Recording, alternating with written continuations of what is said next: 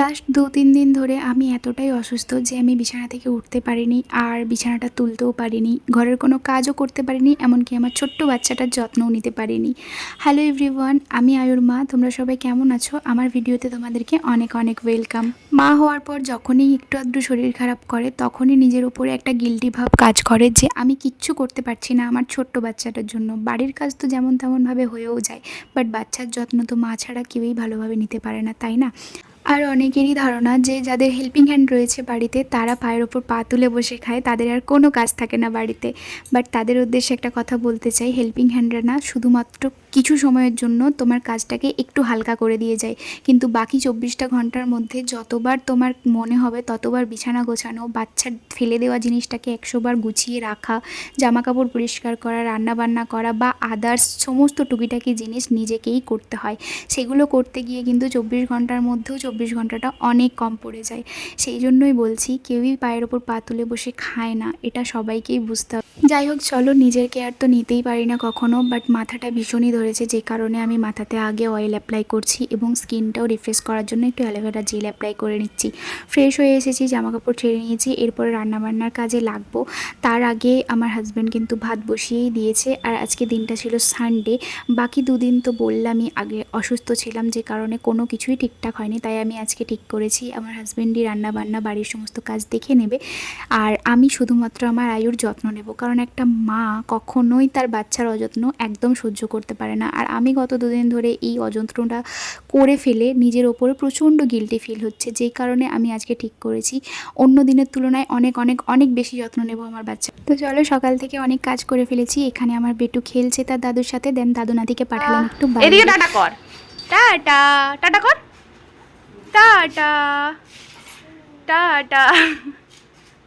যাও ঘুরে এসো বাজার থেকে।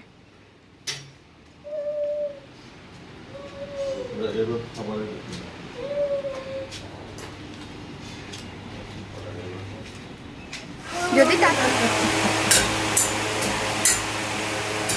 কয় তোর টুকটুকিকে দেখা, কয় তোমার টুকটুকি কই?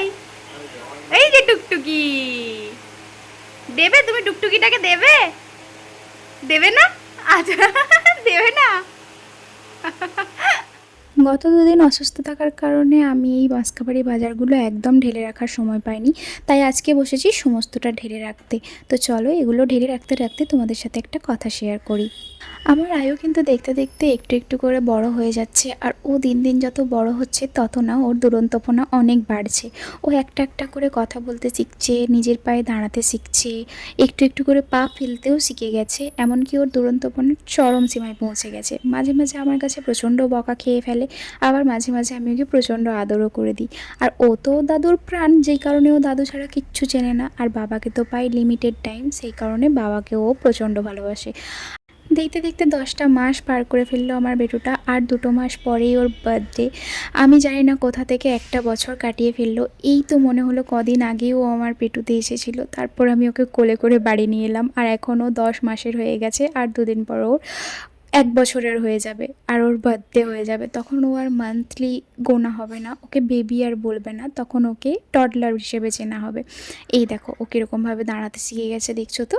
ও এরকমভাবে সুন্দর মতো দাঁড়িয়ে যায়, আর নিজে নিজে পাও ফেলতে শিখছে আস্তে আস্তে। দেখতে দেখতে কত বড় হয়ে যাচ্ছে। বাচ্চারা এরকমই হয়, তাই না? একটু একটু করে চোখের সামনে বড় হতে থাকে, কিন্তু মনে হয় যেন চোখের পলক ফেলতেই বড় হয়ে গেল। আমি না এই জিনিসগুলো যখনই ভাবি তখনই ইমোশনাল হয়ে পড়ি, কারণ একটা মায়ের কাছে তার বাচ্চার ছোটোবেলাটা যে কতটা ভালো লাগে সেটা একটা মাই জানে। আমি না ঠিক বলে বোঝাতেও পারছি না যে ঠিক কেমন আমার ফিল হচ্ছে। আমি মাঝে মাঝে প্রচণ্ড মিস করি ওর ছোট্ট ছোট্ট হাতগুলো, যখন ও চুপচাপ শুয়ে ঝুলঝুল করে তাকিয়ে থাকতো। তারপর আস্তে আস্তে উল্টানো শিখলো, বসা শিখলো, ও ভাত খেতে আরম্ভ করলো।